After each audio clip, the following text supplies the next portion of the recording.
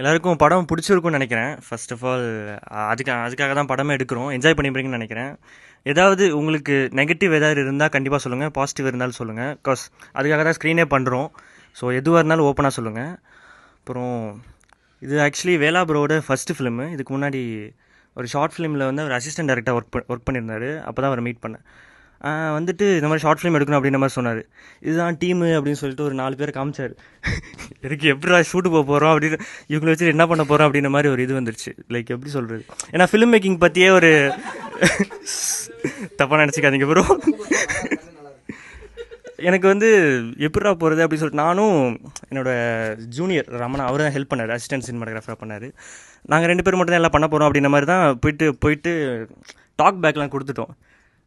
Talk பேக்னா so நாங்கள் எல்லோரும் ஒரே சேனலில் இருப்போம், நாங்கள் பேசிப்போம். அந்த மாதிரி டாக் பேக் கொடுத்துட்டோம்.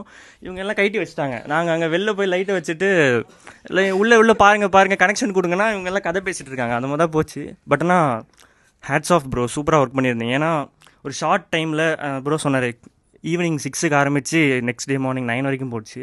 ஸோ முடித்ததே வந்து ரொம்ப பெரிய விஷயம். நாங்கள் பிளான் பண்ண எல்லா ஷார்ட்டும் முடித்ததே வந்து பெரிய விஷயம். ஸோ ஹேட்ஸ் ஆஃப் ப்ரோ, உங்களுக்கு ஆல் த பெஸ்ட். நெக்ஸ்ட்டும் நல்லா பண்ணணும். தேங்க்யூ.